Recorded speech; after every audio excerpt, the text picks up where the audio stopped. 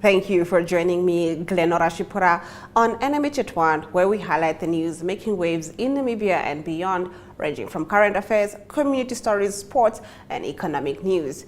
Coming up in this broadcast, taxpayers splash $590 million Namibian on political parties, $360 million Namibian to service land nationwide, and struggle kids push for more jobs. To stay tuned for these and more on NMH at 1.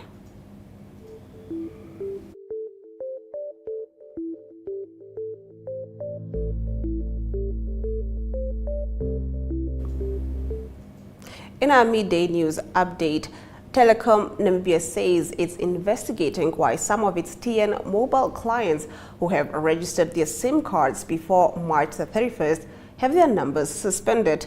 The company's CEO, Dr. Steny Shanapinda, confirmed they are looking into the matter. Visual News highlights local stories from across Namibia. Right after the break, we get into that.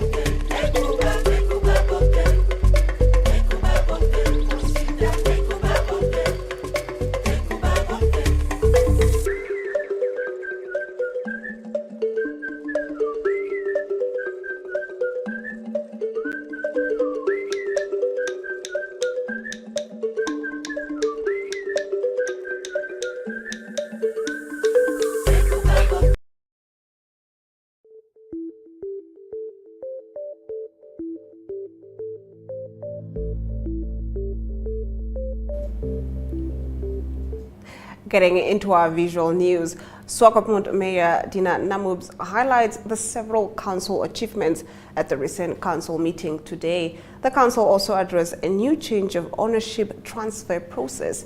Precious Ngitwanapo was there.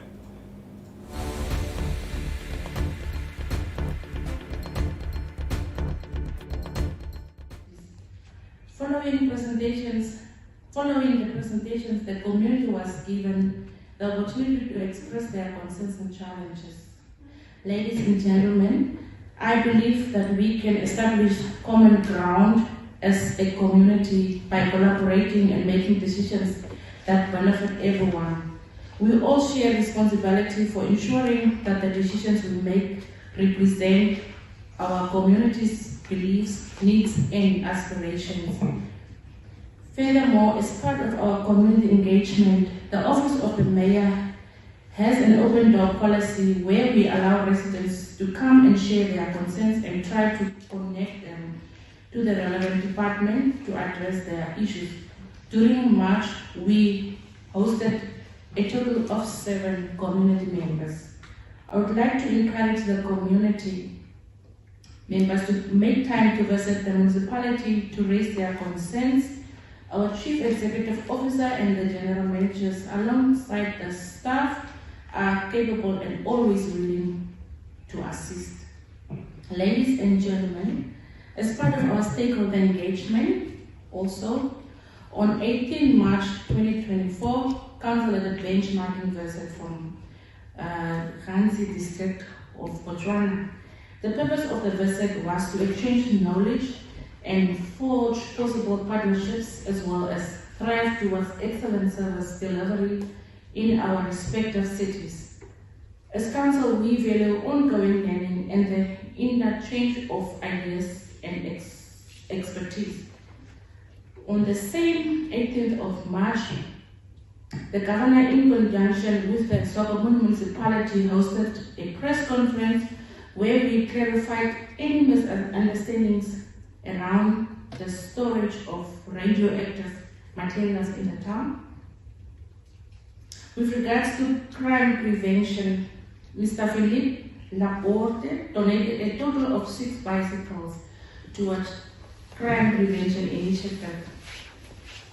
This resulted from the safety meeting that we held last year in fight against crime. In our efforts to combat crime, the municipality of Swakopmund initiated a safety forum where relevant crime prevention stakeholders meet monthly to discuss and implement mitigating factors to combat the increase of criminal activities in Swakopmund.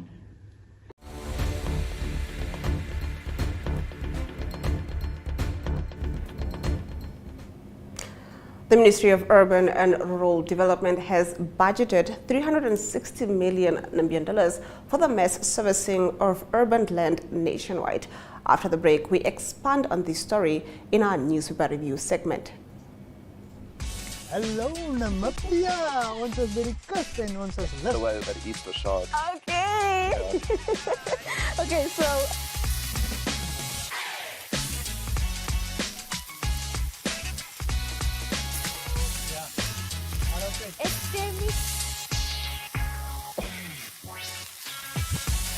yes, please, today you make sure that we are fed. Sorry,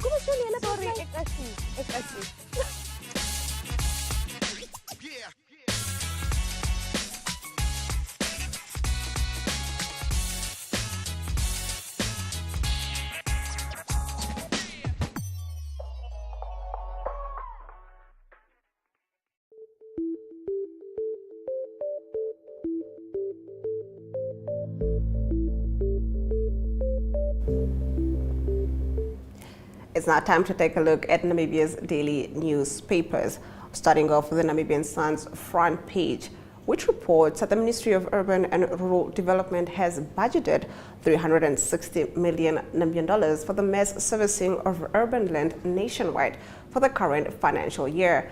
A total of $193.6 million has also been made available for the upgrading of informal settlements, while $221.8 million will be divided between the government's mass housing program, the Build Together program, and the Sheikh Dwellers Federation of Namibia. The ministry will also, in this financial year, release $91 million to Luderitz and $50 million to OUS for the development of infrastructure needed for the giant green hydrogen initiative planned for the Deep South. Minister Erastus Utoni, in a recent presentation in Parliament on his ministry's budget, said a total of $1.2 billion is budgeted for the new financial year for development nationwide, of which $1.07 billion is specifically for the program for urban and rural planning, infrastructure and support housing. Moving over to page 3, telecommunications company MTC has announced a grace period for suspended SIM cards until the 1st of July. According to MTC, over 1.6 million of its subscribers registered their SIM cards by the 31st of March deadline, accounting for an 83.3% registration rate. Unregistered customers now total 323,236. Chief Human Capital Corporate Affairs and Marketing Officer Time Kanjo said the registration process ended on the 31st of March following an extension from the initial deadline of the 31st of December 2023. It now means that the unregistered customers will unfortunately be suspended from the network. The suspension, however, does not mean that their numbers will be deactivated. Suspension simply means that the customer will not be able to utilize any services until they comply with the registration process, he said. Now moving over to the Republicans' front page, residents of Khobabes are grateful for the good rain showers in the town and the dam level, which has risen slightly. The rain gauges were between 34 millimeters and 38 millimeters yesterday morning and 50 millimeters on the plot of Krans, which is 4 kilometers outside the town. On page 3, the Bankers Association of Namibia has, in a recent submission, told the Parliament that only a handful of houses on which banks granted mortgages were due last year for a default sale. Specifically, in 2023, 71 homes were sold out of 277 that were advertised for sale. Moving over to the Allgemeine Zeitung's front page, it reports that the water shortage is making itself felt throughout the country. Due to the low rainfall, the inhabitants of Khobabes will now be affected by water rationing. The dwindling water level of the Oshibero Dam has put Kobabas in a precarious situation.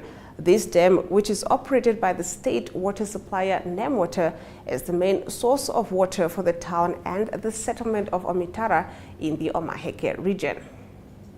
On page 3 of the Allgemeine Zeitung, the well-known NEFF party activist Michael Amushelelo is prevented by a court injunction from holding protests against Namib Mills in Windhoek. Amushelelo accused the company of many things and threatened them on social networks. This now has legal consequences. After the break, we continue with our newspaper review. Neo Paints has established a 67-year Namibian legacy, creating personalized paint solutions that blend quality and innovation for the Namibian people. We pride ourselves in being a 100% Namibian-owned company, investing in our country and our people by employing and empowering true Namibians. With every brushstroke, Neo Paints commits to our quality guarantee and always delivering a coat of excellence. At Neo Paints, we always stay true to our country. We are as Namibian as you.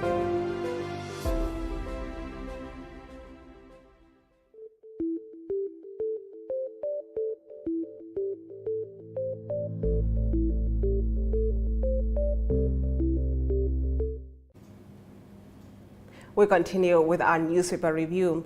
The Namibian reports on its front page that the Namibia Exile Kids Association passed a resolution over the weekend demanding more job opportunities for its unemployed members. The Namibian understands the resolution was taken at NECA's annual general meeting at Oshuarongo this past weekend. The meeting also saw the disputed election of the new NECA leaders. The full details of the demand for jobs are not clear, but the struggle kids have a history of demanding jobs and sometimes getting their way. For instance, in 2015, approximately 100 struggle kids were hired by the Namibian Correctional Service, followed by 82 placements in various positions within the Ministry of Agriculture, Water and Land Reform in 2017, with an additional 28 positions allocated to them by the same ministry in 2012. We passed many resolutions, and yes, some include jobs for the remaining people who are unemployed. A source who attended the NECA Congress on Saturday has told the Namibian. On page 3 of the Namibian National Police spokesperson, Deputy Commissioner Kauna Shikwambi, confirmed that a woman opened a case of common assault against a local newspaper editor on Tuesday. The two are allegedly in a relationship, Shikwambi said. She said the incident allegedly took place on the 1st of April and a case of common assault was opened at the Ochomise police station. An argument arose at a residence at Komasdal between the two people, leading to a fight. No arrest has been made and police investigations continue, Shikwambi further added. She also said that the editor is not expected to appear in court as he was not arrested pending a counter case. The Namibia Media Professionals Union expressed its outrage over the alleged assault of a radio journalist by the newspaper editor in a statement released by Acting Secretary General Jemima Biekers yesterday. Moving over to the New Era's front page, it leads that over the past 5 years, political parties represented in Parliament have received accumulating $592 million Namibian from the Treasury based on the seats they have in the country's bicameral parliament system, official documents reveal.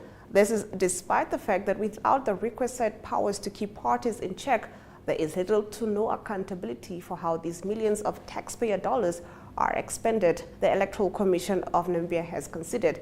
As such, most parties spend the millions at a whim, including on nice-to-have items such as purchasing vehicles for leaders and their spouses, dishing out loans, paying leaders double salaries, and in some instances, paying politicians whose roles have been reduced to sitting at home since being ejected from the National Assembly about 2 years ago. Onto the New Era's page 3, the Windhoek High Court has indicated that Menzies Aviation's application for oral evidence in its protracted fight with Namibia Airports Company over the multi-million-dollar ground handling tender it lost out on is not an abuse of court processes.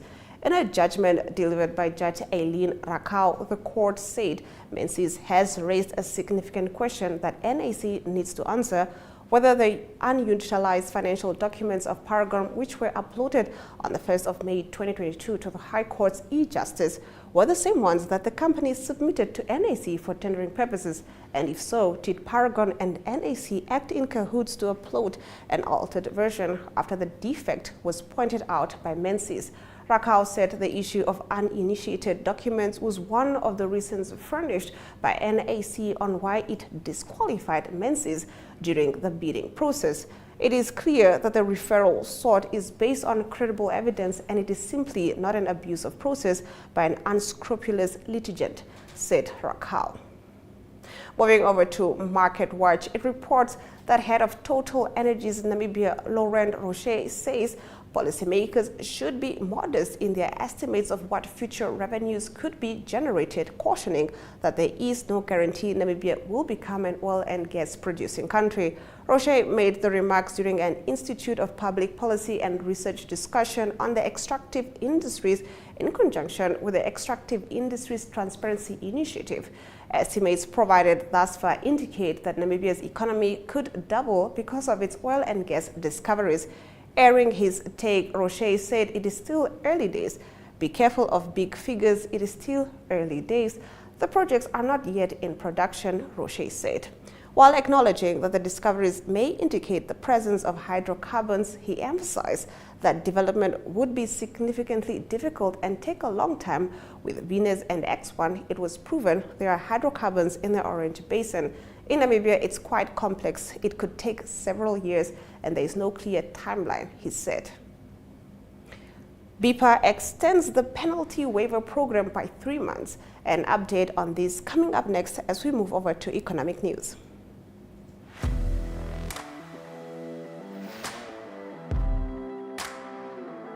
Hello and welcome to today's Sports Rep Show. I am your host, Jesse Jackson Kauraifa.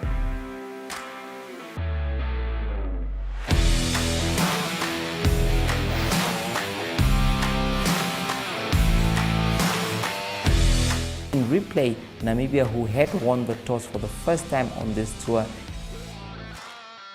Good day everyone, time for international sports news, starting off with tennis news, both on the WTA for women's and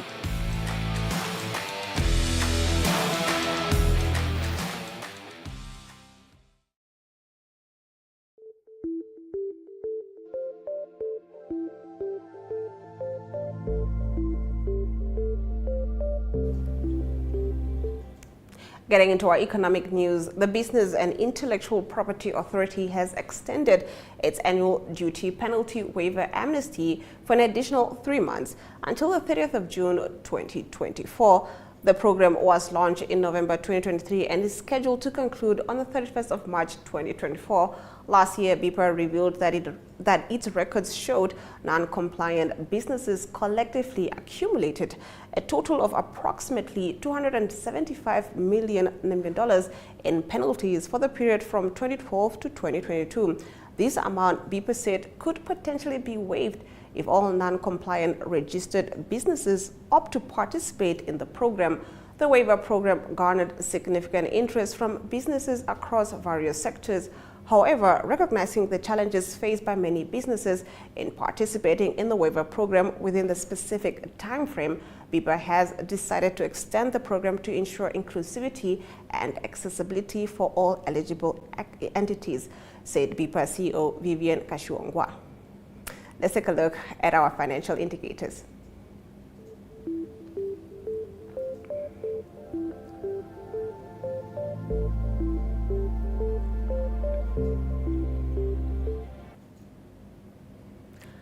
The Namibian dollar trades against the British pound at 23.48, against the euro at 20.17, against the US dollar at 18.58. 2 Namibian dollars and 57 cents gets you 1 Chinese yuan.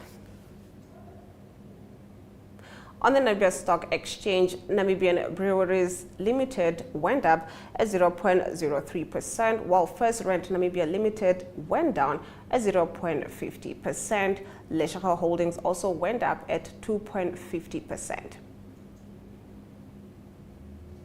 Overall index went down at 0.05%, while local index went up at 0.12%.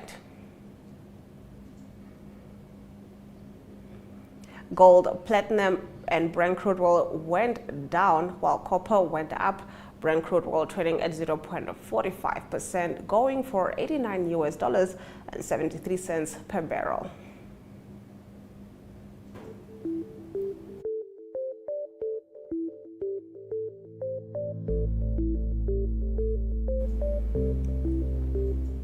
Getting into our news from Africa, South Africa's Speaker of Parliament, Nosiviwe Mapisa-Nqakula, has resigned after police raided her home during a corruption investigation.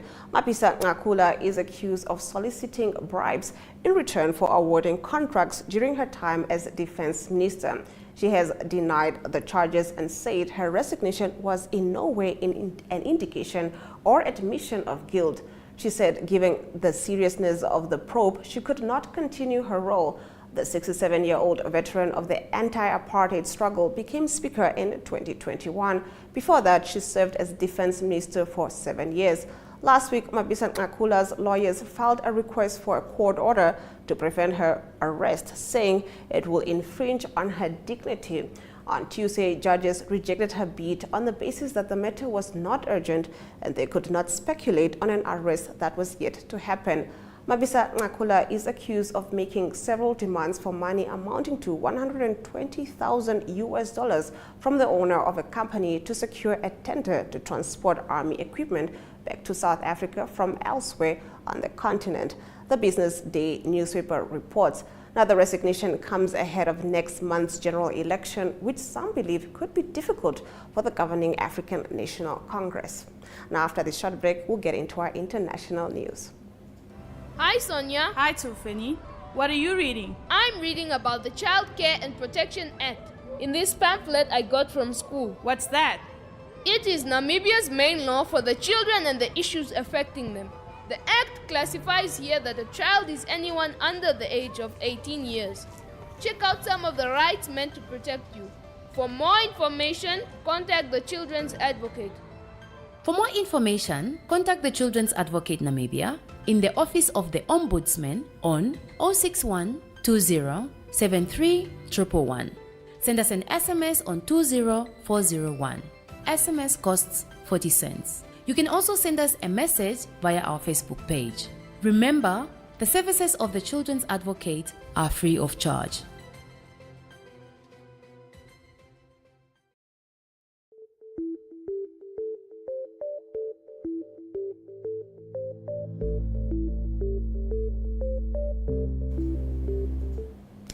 Three former Supreme Court justices have joined more than 600 members of the British legal profession in calling the government to halt arms sales to Israel, saying it could make Britain complicit in genocide in Gaza. Echoing the growing number of opposition politicians who have called for a halt to British arms sales, the three justices joined other barristers, former judges, and legal academics in urging Prime Minister Rishi Sunak to change policy. Sunak has faced growing political pressure after 7 aid workers, including 3 British nationals, were killed by an Israeli airstrike in the besieged enclave this week. The provision of military assistance and material to Israel may render the UK complicit in a genocide, as well as serious breaches of international humanitarian law, the judges and barristers said in a 17-page letter. Customary international law recognizes the concept of aiding and assisting an international wrongful act. Israeli Prime Minister Benjamin Netanyahu has called the allegations of genocide outrageous and said Israel has an unwavering commitment to international law. After the break, we'll be getting into our local sports news. Welcome to My.NA Cars, your ultimate destination for everything automotive. I am your host, Diana Master. Teamwork makes the dream work, right? Discover the latest models, innovative technologies, and expert insights from our passionate hosts. Learn essential maintenance tips and get exclusive behind-the-scenes access to the automotive industry. Don't miss My NA Cars on NTV every Thursday at 2100 hours. Tune in and ignite your passion for automobiles.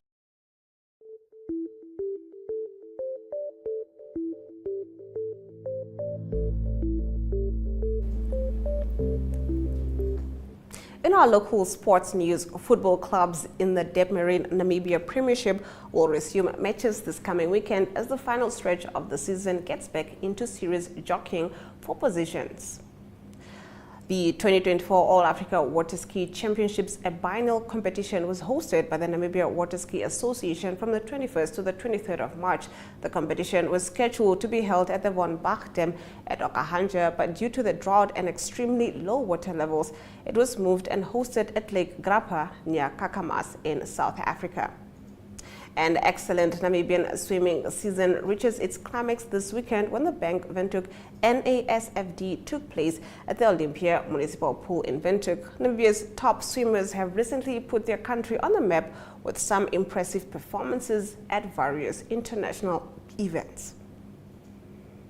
We'll be right back with international sports news.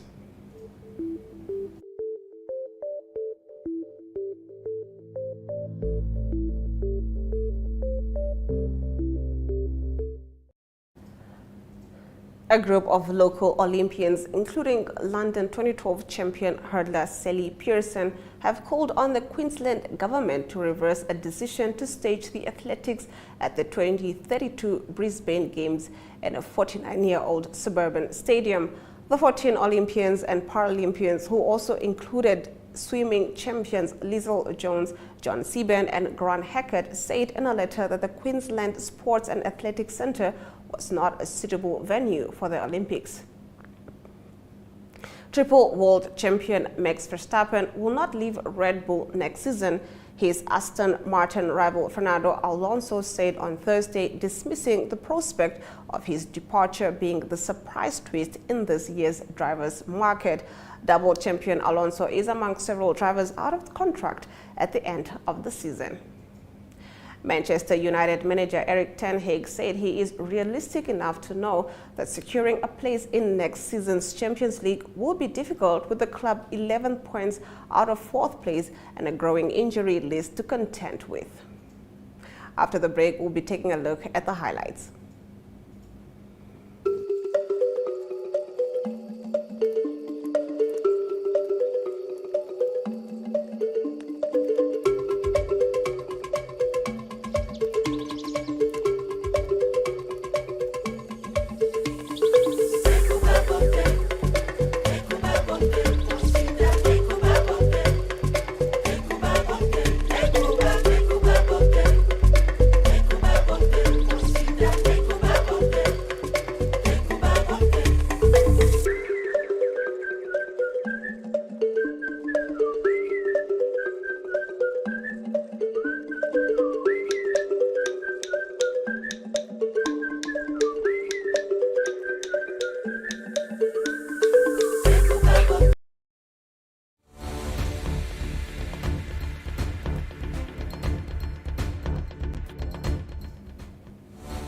Let's take a look at the highlights from today's broadcast.